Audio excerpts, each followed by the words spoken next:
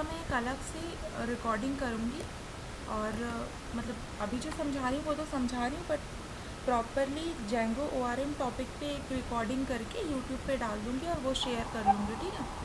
तो वो भी देख लेना, ओके।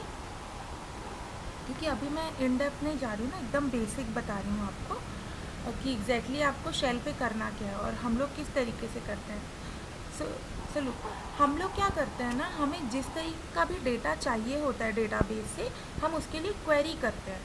अगर हमें ऑल चाहिए, अभी आप इतना समझो, ठीक है, ज़्यादा चीज़ें सब कुछ भूल जाओ। जेंगो ORM के बारे में आपने जो भी पढ़ा ना, एक मिनट में देखती हूँ, रिकॉर्डिंग ऑन है इसका। जेंगो ORM के बारे में आपने जो भी पढ़ा ना वो सब भूल जाओ। अब बस इतना ध्यान में रखो कि डेटाबेस से अगर हमें कोई डेटा चाहिए तो हम लोग जेंगो ORM का यूज़ करते हैं, क्योंकि जेंगो ORM हमें ये फैसिलिटी देता है कि हम लोग बिना SQL क्वेरी लिखे हम लोग डेटाबेस से डेटा गेट कर सकते हैं, या फिर हमें जो भी ऑपरेशन करना है वो हम कर सकते हैं, ठीक है। अगर मुझे सारा डेटा चाहिए डेटाबेस से, लाइक मॉडल नेम नाम का एक मॉडल है, जिस मॉडल से मुझे सारा का सारा डेटा चाहिए, तो उसके लिए कमांड रहेगा objects.all, ठीक है। ये ध्यान में रखो, कुछ भी है ना तो ऑब्जेक्ट्स तो रहेगा ही रहेगा सारे के सारे कमांड में, ओके। इतना क्लियर है? तो ऑब्जेक्ट्स तो हम लिखेंगे ही लिखेंगे, ये लिखने का तरीका है, ये ध्यान में रखो, ठीक है। अब भाई मुझे किस मॉडल से डेटा चाहिए, मुझे चाहिए मॉडल नेम से डेटा चाहिए। तो मॉडल नेम से अगर मेरे को डेटा चाहिए तो सबसे पहले मैं लिखूँगी मॉडल नेम, उसके बाद रहेगा ऑब्जेक्ट्स, उसके बाद फिर जो चीज़ें मेरे को करनी है ना वो चीज़ें होंगी, ठीक है। तो अभी मेरे को चाहिए सारा डेटा, तो अगर सारा का सारा डेटा चाहिए उस मॉडल से तो हम लोग क्या लिखेंगे, क्या लिखेंगे बताओ? .all। तो ऑल का मतलब क्या है, सारा डेटा चाहिए, ठीक है। अब ये जो फर्स्ट वाली चीज़ है ये चीज़ आप इग्नोर कर दो, अभी बस आप इतना समझ लो और इतने कमांड्स को पहले याद कर लो, ठीक है। objects.all अगर लिखा है मतलब सारा डेटा, object.filter लिखा है तो फिल्टर में क्या होगा, कोई एक डेटा आएगा। आप लोगों को बैकग्राउंड आवाज़ तो नहीं आ रही ना? ओके। फ़िल्टर का मतलब क्या है, फ़िल्टर का इजीली इंग्लिश में क्या मतलब होता है कि भाई कोई चीज़ फ़िल्टर करके दे दो मेरे को सारा डेटा नहीं चाहिए, मेरे को बस इस बेसिस पे डेटा चाहिए, ठीक है। इस चीज़ को ध्यान में रखो, इस बेसिस पे डेटा चाहिए।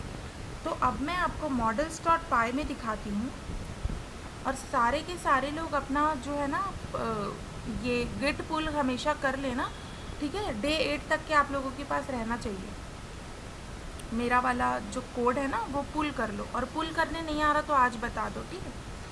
तो ये देखो, ये मेरा मॉडल है, ये क्लियर है ना कि मेरा मॉडल कहाँ पे है और कहाँ से देखना है? जल्दी बोलो, हमें आगे भी बढ़ना है।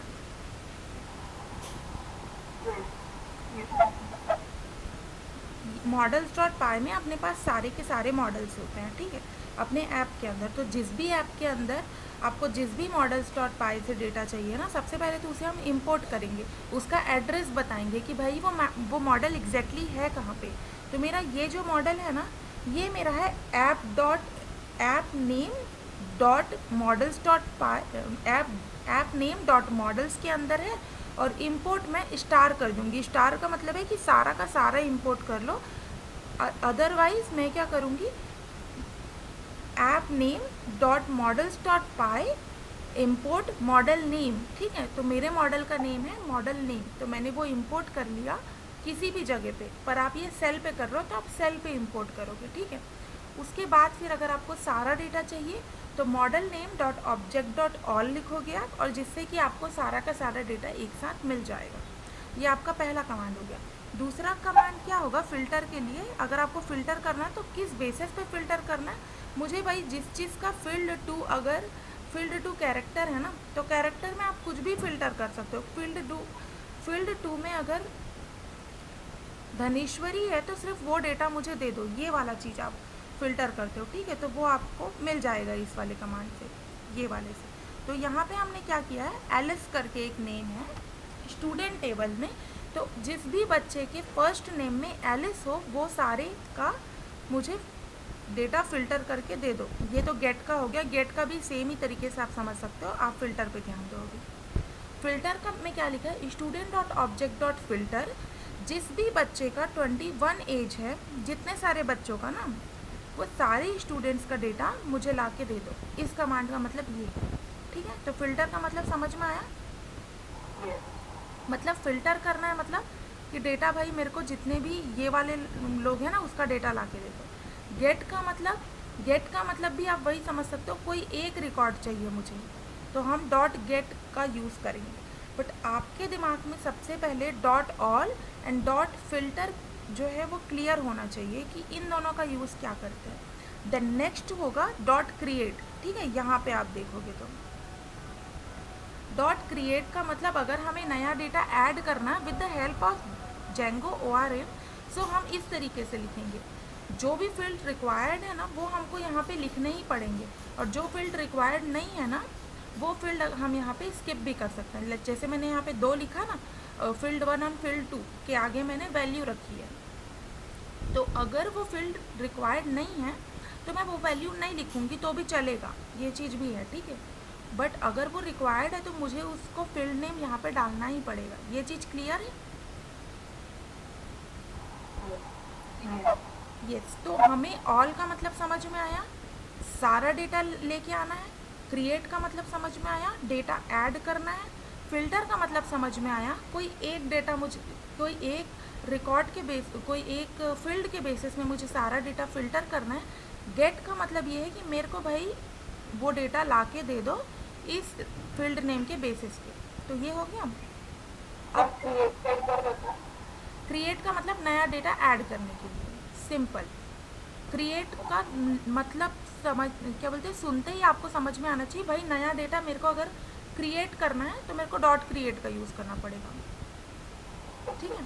तो क्रिएट मतलब नया डेटा हमको ऐड करना है। नेक्स्ट क्या है अपने पास, ये रहा स्पेसिफिक का भी वही हम लोगों ने कवर कर लिया। ये डॉट अपडेट, डॉट अपडेट हम 2 तरीक़ों से कर सकते हैं, ठीक है। डॉट अपडेट हम 2 तरीक़ों से कर सकते हैं। ये फाइल आपके पास खुली होनी चाहिए, ठीक है, अदरवाइज़ ना थोड़ा भूल जाओगे। तो वो चीज़ अपडेट रखो और हर एक वर्ड को जो है उस टाइम पे समझते चलो। तो अपडेट करने के 2 तरीका है, एक तो मैं पर्टिकुलर किसी फील्ड को ही अपडेट करना चाहती हूँ सभी लोगों के लिए, दूसरा सभी लोगों के लिए नहीं, मतलब यहाँ पे जो वेरिएबल में मैंने एक डेटा लेके आई हूँ ना तो उसके लिए। बट यहाँ पे अगर मैं student dot object dot all लेके आऊँ तो मेरे सारे डेटा जो हैं वो अपडेट हो जाएंगे। एज जो है वो 21 हो जाएगा सारे लोगों का। बट इस वेरिएबल में क्या स्टोर है हम वो देखेंगे। हम गेट कर रहे हैं, फर्स्ट नेम से गेट कर रहे हैं, जिसका नाम एलिस है उसको लेकर आओ और ये कर दो करके, उसका 21 कर दो करके। उसके बाद फिर हम लोग डॉट सेव कर रहे हैं। तो ये वर्ड्स आपको याद होने चाहिए कि एग्जैक्टली हम कौन सा मेथड यूज़ कर रहे हैं। ये एक मेथड है, ठीक है, तो हम कौन सा मेथड यूज़ कर रहे हैं वो आप लोगों को याद होना चाहिए। तो डॉट सब सेव से जो है हम डेटा सेव कर लेते हैं। अब उसके बाद आप यहाँ से प्रिंट करा के देख सकते हो, ठीक है। अब इसके बाद नेक्स्ट जो है हम लोगों ने एक टाइम पे 2 चीज़ यूज़ कर रहे हैं यहाँ पे। एक तो फ़िल्टर यूज़ कर रहे हैं, स्टूडेंट टेबल के इस रिकॉर्ड से एलिस नाम के बंदे का रिकॉर्ड हम लेके आ रहे हैं। सबसे पहले फ़िल्टर कर रहे हैं, उसके बाद फिर उसके एज को हम लोग डॉट अपडेट करके चेंज कर रहे हैं, ठीक है। तो ये चीज़ क्लियर हुआ। हम फ़िल्टर भी सेम टाइम पे कर रहे हैं और अपडेट भी कर रहे हैं। तो देखो हमारा एक ही लाइन पे जो है ये कोड हमने कंप्लीट कर लिया। बट इसी को अगर हम SQL क्वेरी पे जाएँ ना तो कोड काफ़ी लंबा हो जाएगा, काफ़ी लेंदी हो जाएगा। दैट्स द रीज़न कि हम लोग जेंगो ORM सीखते हैं, और हम जेंगो ORM जब हम जेंगो यूज़ करते हैं तो हम प्रीफर करते हैं, समझे। तो ये जो सिंपल वर्ड्स हैं सारा डेटा लेके आने के लिए डॉट ऑल है।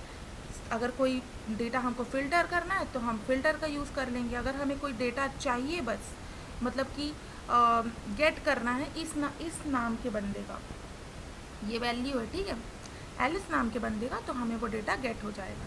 तो ये चीज़ को आप फिर से ट्राई करो, शेल पे जो है एक एक लाइन एग्जीक्यूट करो। यहाँ से अपना ऐप नेम जो है देख लेना, जो आपका ऐप नेम है वही रिप्लेस करना, ठीक है। उसके बाद अगर नहीं हो तो आप मुझे स्क्रीनशॉट भेजो मेरे चैट पे, व्हाट्सएप पे, किसी भी टाइम पे भेजो, ठीक है। और एग्जैक्टली क्या प्रॉब्लम आ रही है ना मुझे चैट पे बताओ, और वो चीज़ फिर हम वहाँ पे सॉल्व करेंगे। ओके, ठीक है? यस। इतनी चीज़ें क्लियर है ना? Yes ma'am. Okay, very good. So अभी जो है आप लोगों को कल की जो मैंने चीज़ें बताई है वो समझ में आ गई ना? सारे लोग बताओ। Yes ma'am.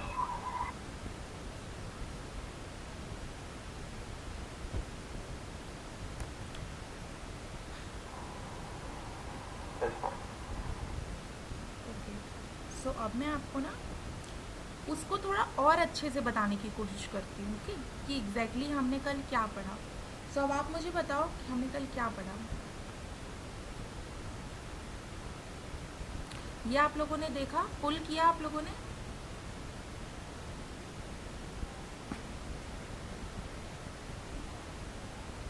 पुल करके देखा आप लोगों ने यस ये? मैम। यस। गेट पुल का क्या कमांड होता है?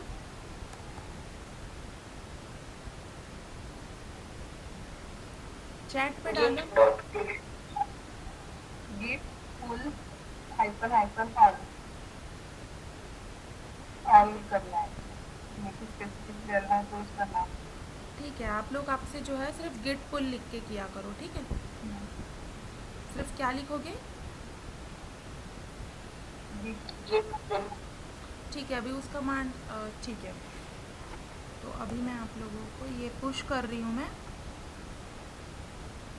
ठीक है, मैं आप लोगों को दिखाती हूँ कि नॉर्मल कमांड के साथ किस तरीके से हम पुश करते हैं। ओके, वैसे हम गिट की एक प्रॉपर क्लास लेंगे 2-3 दिन, तो उस पर हम चीज़ों को समझेंगे और इन डेप्थ देखेंगे कि हम गिट का यूज़ क्यों करते हैं। ठीक है, उसके बारे में हम लोग जानेंगे। ओके, तो सबसे पहले तो मैं आप लोगों को दिखाती हूँ गिट स्टेटस।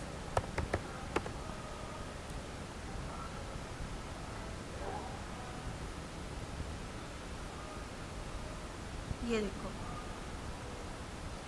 सिर्फ ये वाला फ़ोल्डर मैंने ऐड कर दिया। अगर किसी फ़ाइल पे चेंजेस करती ना तो वो फ़ाइल भी यहाँ पे आ जाता। ठीक है, तो अभी मैंने सिर्फ डे 9 ऐड किया है, नाम का फ़ोल्डर ही ऐड कर दिया, उसके अंदर पूरी चीज़ें हैं। तो अब मेरे को सारी चीज़ें ऐड करनी है, गिट ऐड, और ये डॉट कर दूँगी।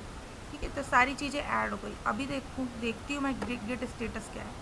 सो लुक, यहाँ पे मेरी इतनी सारी जो ग्रीन में दिख रहा है ना, मतलब वो सारी चीज़ें ऐड हो गई। ओके, अब मैं करती हूँ गिट कमिट -m। आप लोगों को साथ में पुल करना है, ठीक है? तो सब लोग ओपन करके रखो। मैं कमेंट क्या डालूँगी? मैं कमेंट डालूँगी डे 9 का है ये। मैंने ऐड कर दिया comment, git push origin main, जो भी मेरा ब्रांच है वो ब्रांच नेम डालूँगी। Currently I am using main, that's why मैंने मेन लिखा। ओके, तो वो पुश हो गया है। तो आप लोग सारे लोग क्या करोगे? पुल कर लोगे। तो गिट पुल का कमांड क्या होता है? Git pull, everything is up to date है मेरे में, ऑलरेडी अप टू डेट ऐसा लिखाएगा। ठीक है, अगर आप लोगों ने सारा कर लिया है तो ये किया आप लोगों ने। ये करने के बाद जो है डन मैसेज कर दो कि यस मैम हम लोगों ने पुल कर लिया।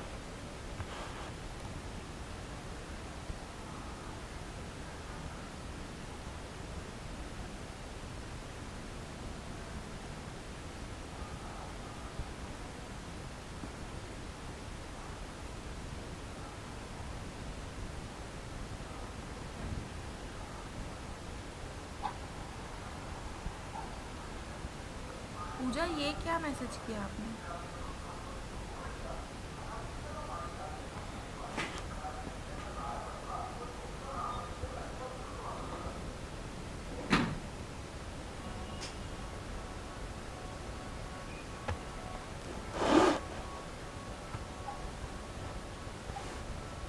यार मुझे मैसेज क्यों नहीं आ रहे हैं? ब्लैंक ब्लैंक क्यों दिख रहा है मुझे? अच्छा अच्छा, sorry sorry sorry, it's fine.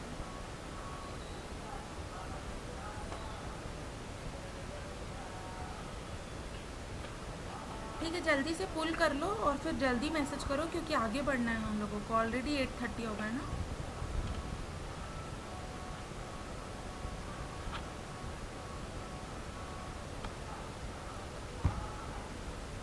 And एक चीज़ मेरे को बोलनी है, क्या हम लोग ये वीक में किसी दिन गैप करके सैटरडे संडे 10 से 11 क्लास रख सकते हैं?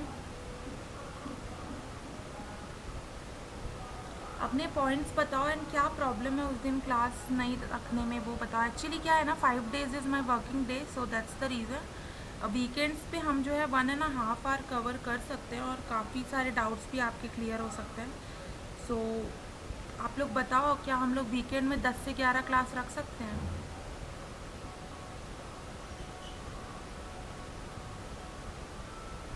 अभी सैटरडे हाँ, Saturday Sunday classes Saturday and में तो बाकी 2 दिन छुट्टी, मतलब वीक में 2 दिन छुट्टी और बाकी उसको जो है हम लोग सैटरडे संडे कवर करें, ऐसा।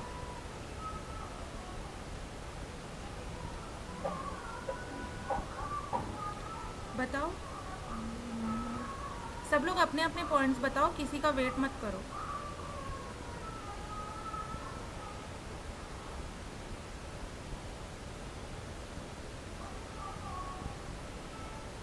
सैटरडे ठीक है मैम, संडे को नहीं होती। संडे को कोई क्लास नहीं होती क्या आप लोग की? क्लास नहीं होती है, घर पे काम रहता है मैम संडे को। अच्छा, ठीक है, तो फिर सैटरडे को फाइनल करते हैं। मैम हमारी क्लासेस रहती है मैम, क्लास रहती है कितने बजे क्लास रहती है? मैम 2 क्लासेस रहती है मैम, 12 बजे से 2 बजे तक और 3 बजे से 5 बजे तक। तो 12 बजे से पहले कर सकते हो क्या? नहीं मैम, हमारा मैम 11 से 12 बजे तक एक क्लास है। क्या? सैटरडे को 11 से 12 बजे तक एक क्लास रहता है। 12 से? 11 से 12 तक। अच्छा, तो सैटरडे को किसी टाइम पे भी नहीं बन पाएगा तुम लोगों को? मॉर्निंग में, अगर जिस भी टाइम पे, जो भी टाइम पे आप लोगों को लगे, what you think? Ma'am same as 8 to 9 you can take. हाँ, उस दिन कोई प्रॉब्लम नहीं है उस पर। 8 to 9, 8 से 9:30 कर लेंगे। और उस अगर 8 to 9 करें तो संडे बनेगा क्या? हाँ मैम। कितने लोगों को बन जाएगा? प्लीज़ थोड़ा मैसेज कर दो ना, मेरे को थोड़ा पता चले, उस हिसाब से मैं सोचूंगी ना। धनेश्वरी, संडे 8 से 9 करे तो बनेगा क्या? प्रॉब्लम इज़ हाँ दैट कि चलेगा, नहीं मेरे चलेगा को चलेगा। मेरे को जो है ना, ऑफिस की वजह से तुम लोग को उतना अच्छे से मैं डाउट्स क्लियर नहीं कर पाऊँगी ना बाकी दिन। मॉर्निंग में चल जाएगा, ऐसा कुछ नहीं। 8 से 9 चलेगा ना? हाँ मैम। ठीक है, प्लीज़ मैसेज कर दो मेरे को डन करके इस पे ही। ये हम वाला ना वो चला आता है, तो मुझे थोड़ा समझ में आए कि उस बच्चे ने नहीं बोला है। इब्राहिम, चलेगा? चलेगा। आज तो आप ही बस आए हो बॉय में, और कोई नहीं आया? कहाँ हैं आपके सारे फ्रेंड्स? चल रहा है आपका पढ़ाई अच्छे से? हाँ मैम। कर रहे हो प्रैक्टिस? हाँ मैं प्रैक्टिस भी कर रहा हूँ और वो यूट्यूब पे भी देख रहा हाँ, जो कल मैंने क्लास डाला है ना वो देख लेना, उसमें कल की चीज़ें आधी का, मतलब जो कल मैंने पढ़ाया था ना वो मैंने 15 मिनट्स का वीडियो बना के डाला है। सो बस ऐसे ही स्क्रीन शेयर करके वो मैंने जो पॉइंट्स है ना वो अच्छे से बताए हैं, तो अगर उसमें कुछ डाउट हो तो वो आप लोग देख लेना, ठीक है? आज का कंटिन्यू करते हैं आगे, ओके? सो हम लोगों ने कल कुछ पॉइंट्स पढ़े, ठीक है, basics of dynamic web pages का। उसी को हम और अच्छे से समझने का आज ट्राई करते हैं, ओके? क्योंकि जब तक वो हमको अच्छे से क्लियर नहीं होगा ना, हम बैकएंड में एग्जैक्टली क्या चल रही है ना वो चीज़ें हमको क्लियर होनी चाहिए। तो दैट्स द रीज़न कि आज का क्लास भी हम जैंगो ORM पढ़ेंगे, ओके? एक मिनट, मैं रिकॉर्डिंग चेक करती हूँ वो चल रहा है कि नहीं चल रहा है।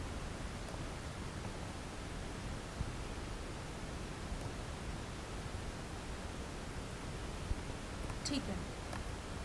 सो आप लोगों को समझ में आया कि कल हमने क्या पढ़ा? कल जो भी मैंने पॉइंट्स बोले ना, उसका पॉइंट का सीधा सीधा मतलब उसका जो लाइफ साइकिल है ना वो किस तरीके से है, वो मैं आप लोगों को वापस से एक्सप्लेन करती हूँ। ये जो हमने किया था ना, ये वाली पॉइंट और मैपिंग यूआरएल्स टू व्यूज़। सो इस पॉइंट को ही मैं इमेज से आप लोगों को समझाती हूँ कि इस पॉइंट का मतलब क्या समझ में आया था आपको, पहले मेरे को आप लोग बताओ, उसके बाद मैं बताती हूँ।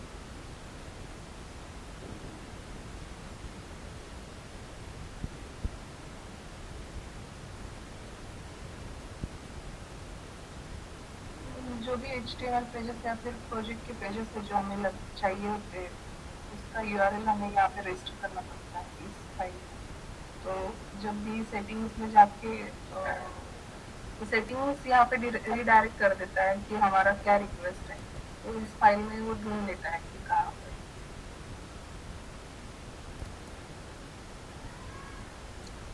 ठीक है, तो अभी देखो एग्जैक्टली बैकएंड में होता क्या है वो आपको इस इमेज से समझ में आएगा। ये रहे यूज़र, ठीक है, कितने यूज़र्स हैं ये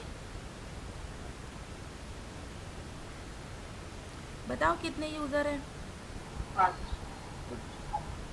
6 यूज़र है ना? किसने बोला 5 यूज़र है?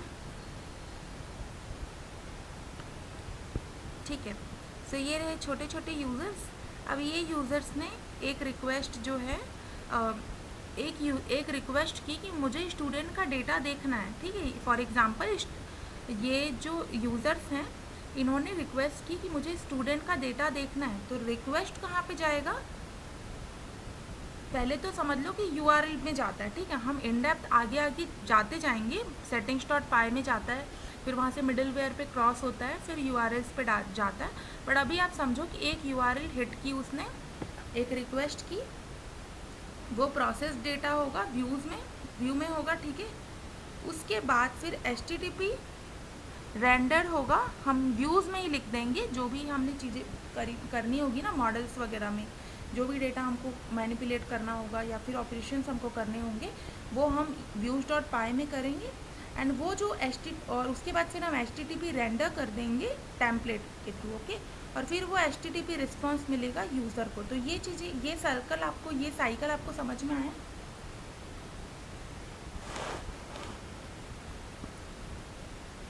समझ में आया? जल्दी बोलो, 8:35 हो गया ऑलमोस्ट। तो एक बार समझाओ, थोड़ा स्लो। देखो सिंपल सी बात है, यूज़र ने एक URL हिट किया। एक URL हिट करने का मतलब ये है कि उसने जो है एक रिक्वेस्ट भेजी कि मुझे ये डेटा देखना है। उसने एक रिक्वेस्ट भेजी, ये इमेज आप लोग देखना, ठीक है। आप लोगों के में भी ये वन से स्टार्ट करोगे ना, तो 1 2 3 4 5 करके 5 तक है, तो एक एक करके ओपन करते जाओ। एग्जैक्टली कौन से वर्ड का मतलब समझ नहीं आया वो भी पूछना। यूज़र ने एक रिक्वेस्ट हिट की, एक URL हिट किया, ओके। एक URL या फिर एक बटन क्लिक किया समझ लो, तो उस बटन पे URL है और वो URL की हेल्प से वो किसी और जगह पे रिडायरेक्ट होता है। इतनी चीज़ें क्लियर हो गई कि एक बटन पे क्लिक किया उसने, URL पे आया बैकएंड में उसके बाद फिर URL के थ्रू वो डेटा प्रोसेस हुआ। वो जिस भी व्यूज़ या जिस भी क्लास में उसको जाना है वो किससे पता चलेगा? URL से पता चलेगा। ये चीज़ आपको क्लियर होनी चाहिए, ठीक है। किस व्यू में जाना है या फिर किस क्लास में जाना है वो हमको पता चला व्यू से। अब इसके बाद फिर हम लोग व्यू पे आए और यहाँ पे सारी डेटा प्रोसेसिंग हुई है। उसके बाद फिर HTTP रेंडर किया हमने व्यूज़ के लास्ट में, और वो हमारे जो है टेम्पलेट में हमने टेम्पलेट में भेज दिया वो डेटा, और वो यूज़र को एज ए HTTP रिस्पॉन्स वापस से यूज़र को मिला। तो ये साइकिल अभी क्लियर है?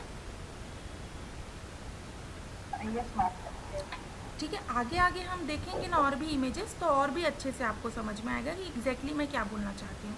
उसके बाद भी अगर समझ में ना आए तो हम कल जो है स्टार्टिंग में पूछूंगी मैं आपसे, तो आप मुझे पूछना कि मैम ये समझ में नहीं आया, ठीक है। ओके,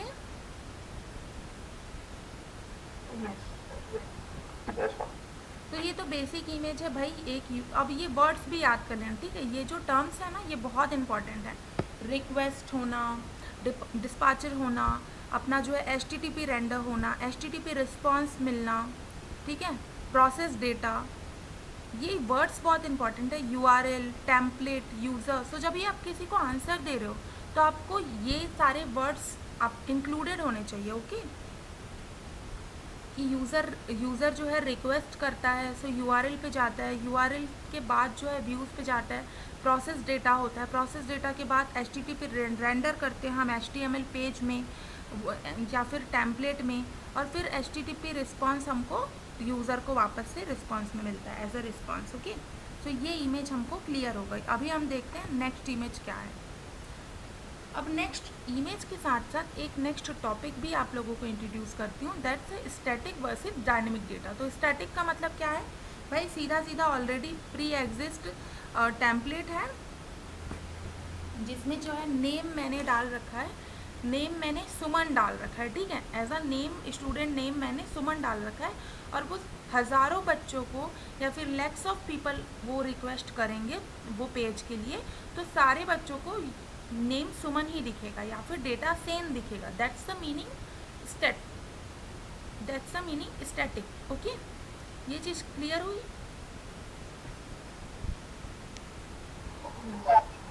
तो स्टैटिक वर्ड का क्या मतलब है, ये चीज़ आपको क्लियर हुई ना कि इसका मतलब क्या होता है,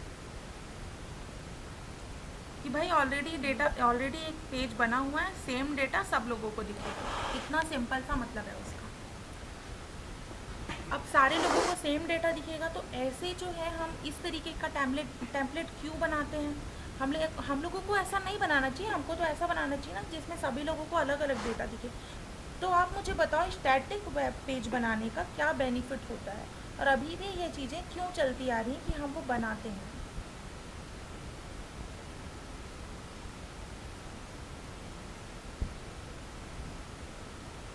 ठीक है, तो हम वो इसलिए बनाते हैं, लाइक हम किसी स्कूल का वेबसाइट बनाया था हमने, है ना, तो स्कूल का नाम तो हमेशा सेम ही रहेगा। अगर पर्पस ये है कि नेम सेम हो और उसके डेटा सेम हो, तो वो जो है हम लोग स्टैटिक की तरफ जाएंगे। अगर पर्पस ये है कि हर बच्चे का या फिर हर रिकॉर्ड का या फिर हर रिक्वेस्ट पे डेटा चेंज होगा, तो हम जो है डायनेमिक वेब पेजेस की तरफ जाएंगे। ओके, तो ये होते हैं दोनों के यूजेस। स्टैटिक का यूज़ क्या है, अगर सेम डेटा दिखाना है, डायनेमिक का यूज़ क्या है, अगर अलग अलग डेटा दिखाना है सभी लोगों को। ठीक है, सो इमेज उतना यहाँ पे क्लियर नहीं है, तो इसमें आप लोग थोड़ा समझ लो।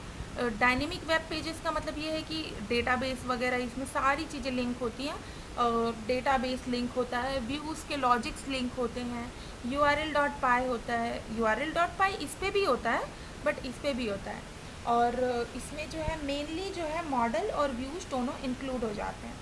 तो ये चीज़ क्लियर है, डायनेमिक में क्या होता है, स्टैटिक में क्या होता है। ये इमेज एक बार फिर से पढ़ना, देखना, समझने का ट्राई करना, ये वीडियो देखना, और अगर कुछ लगे उसके बाद भी कि नहीं समझ में आया तो पूछना। अभी के लिए बस इतना समझना है कि स्टैटिक जो है उसमें पहले से ही डेटा डला हुआ रहता है, हम मतलब वो सारे यूज़र को अलग अलग नहीं दिखता, वो सब लोगों को सेम दिखता है।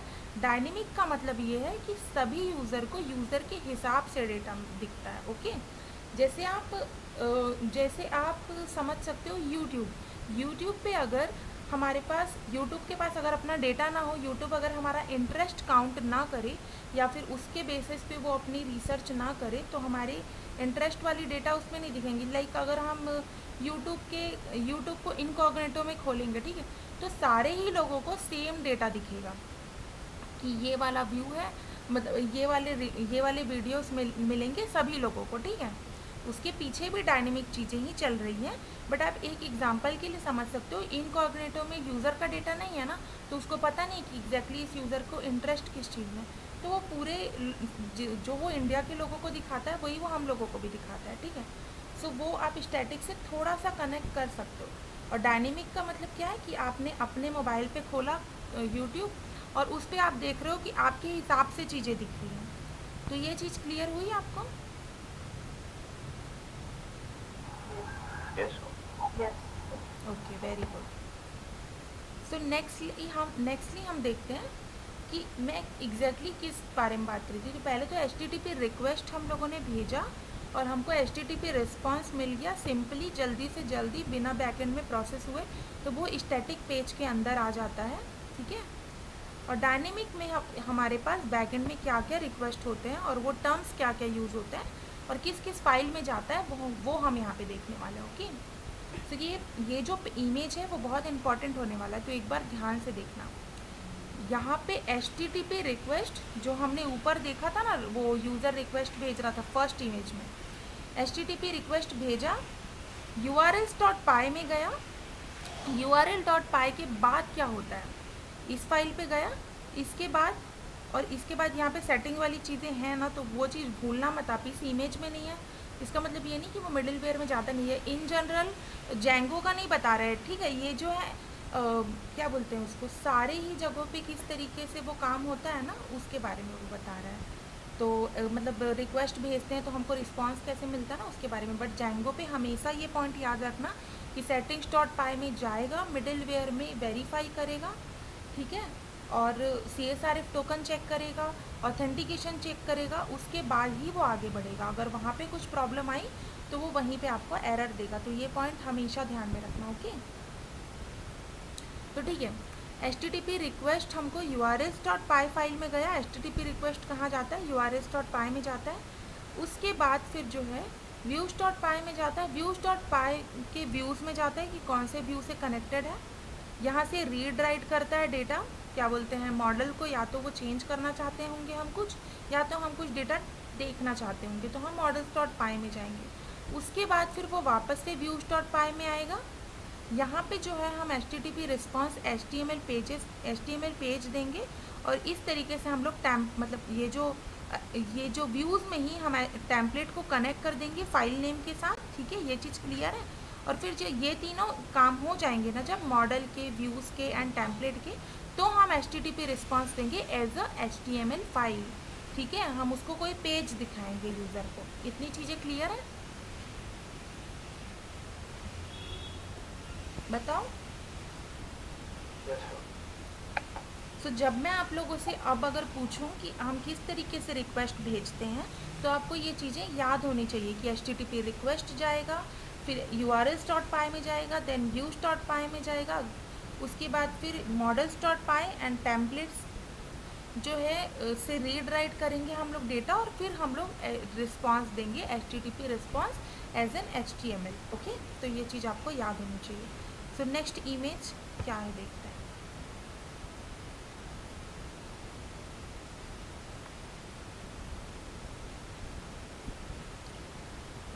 सो इसमें जो है सर्वर्स के बारे में बता रहा है, database server, web server and client server.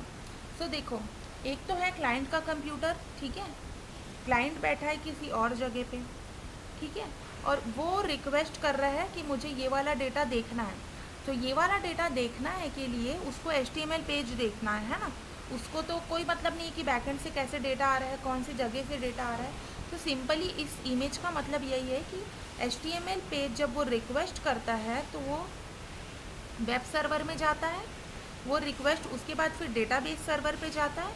यहाँ पे सारी चीज़ें हो रही हैं, URLs वाली, व्यूज़ वाली, ठीक है, ये डेटाबेस सर्वर में जाता है। उसके बाद फिर डेटाबेस से डेटा लेता है, उसके बाद जो भी रीड राइट वाली डेटा करनी है हमको, वो डेटाबेस से लेता है, वापस से HTML पेज में आता है, टेक्स्ट के फॉर्म में या फिर HTML पेजेस के अंदर वो डेटा फिल करके वो क्लाइंट सर्वर पे दिखा देता है, ठीक है।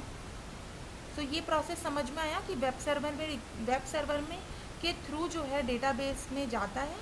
मतलब सबसे इसका सिंपल कहने का मतलब क्या है पता है, हमने कोई रिक्वेस्ट की तो वो HTML पेज में जाएगा, वो रिक्वेस्ट मतलब HTML के थ्रू हमने, मतलब किसी बटन पे ही तो क्लिक किया ना हमने, किसी बटन पे URL है, URL से व्यू पे गया है ना, तो किसी बटन पे ही हम क्लिक करेंगे या फिर किसी प्लेस पे ही हम क्लिक करेंगे HTML पे। तो हम वेब सर्वर पे जो है रिक्वेस्ट भेजते हैं और उसके बाद फिर वो व्यूज़ वगैरह पे जाता है, ठीक है। तो ज़्यादा कंफ्यूज मत होना, ज़्यादा प्रॉब्लम हो तो ये इमेज आप स्किप कर देना, 3 वाला इमेज देख लेना, ठीक है, उसमें ज़्यादा क्लियर है, ओके। क्लियर है इतनी चीज़ें?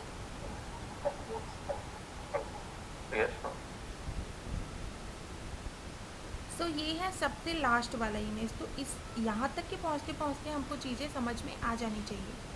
ये अपना वेब ब्राउज़र है, वेब ब्राउज़र, ये टर्म्स बहुत इंपॉर्टेंट है ना, तो ये टर्म्स आपको याद करते चलना है, ओके। ये इमेज आप देखना, लिखना कॉपी में, मन करे तो इस ऐसा इमेज बना भी लेना कॉपी में, प्रैक्टिस के लिए आपको याद होनी चाहिए कि एग्जैक्टली चीज़ें हो क्या रही है बैकग्राउंड में। ओके, वेब ब्राउज़र पे हमने रिक्वेस्ट भेजा, HTML हम लोगों ने HTML के थ्रू रिक्वेस्ट भेजा, एप्लीकेशन सर्वर पे गया, डेटाबेस है वहाँ पे, व्यूज़ है वहाँ पे, लॉजिक्स है वहाँ पे, सारी चीज़ें वहाँ पे लिखी हुई है, ठीक है। views.py, urls.py, ये चीज़ें यहाँ पे कवर है। उसके बाद फिर हमें वो डेटा क्या बोलते हैं, वो फ़िल्टर किया या फिर रीड राइट किया, जो भी हमको ऑपरेशंस करने थे वो हमने किया। उसके बाद वापस से वो HTML पेज में हम लोगों को लेके जाएगा, डेटा दिखाएगा, मतलब रिस्पॉन्स। HTML पेज रेडी होगा उस हिसाब से वेब सर्वर पे ही, और उसके बाद फिर हम लोग रिस्पॉन्स किसको देंगे, वेब ब्राउज़र पे दे देंगे, हम लोग यूज़र को दिखा देंगे वो डेटा, ठीक है। तो ये चीज़ क्लियर हुई यहाँ तक की?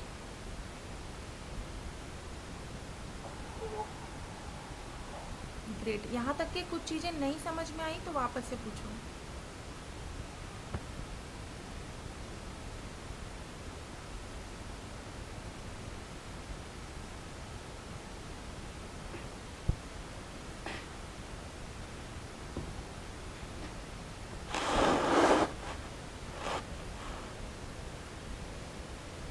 कुछ चीज़ें नहीं समझ में आई तो वापस से पूछो।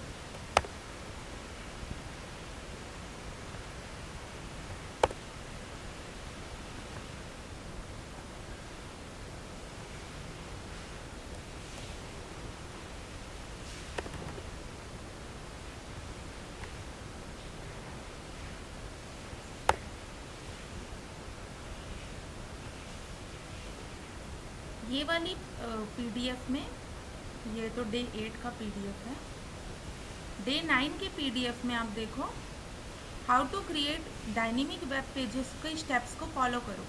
जो चीज़ें कर चुके हो वो चीज़ें स्किप करो, और जो चीज़ें नहीं किए हो वो चीज़ को फॉलो करो, ठीक है। और साथ में मैं भी कर रही हूँ।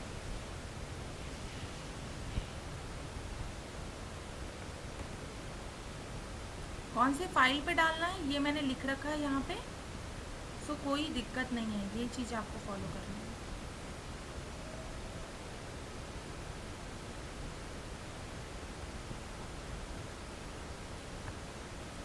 app.py में जो है हमने URLs नहीं बनाया था, ऐप के अंदर URL नहीं बनाया है, तो वो हमको वापस बनाना पड़ेगा, ठीक है।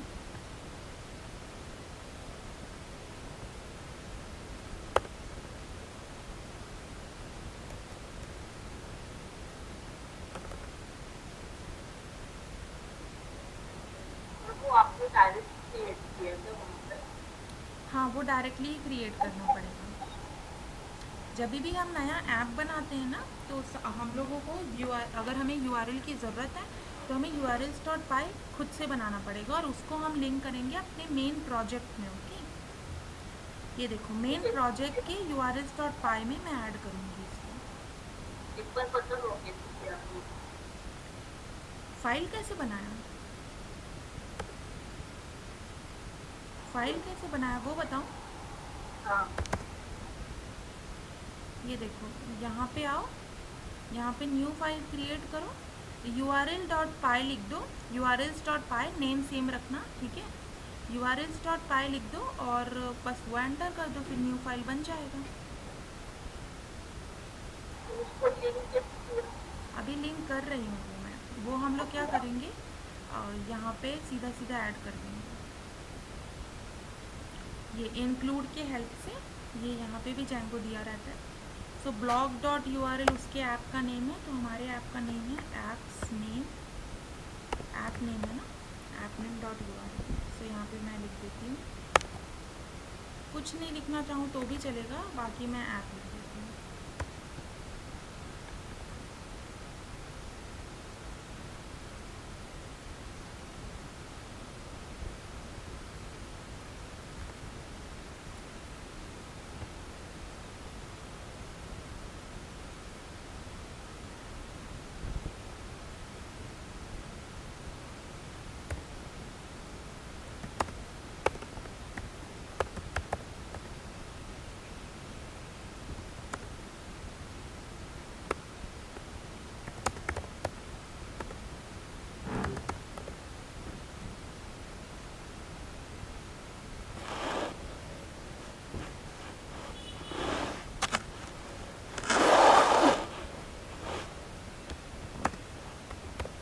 कर रहे हो ना आप लोग,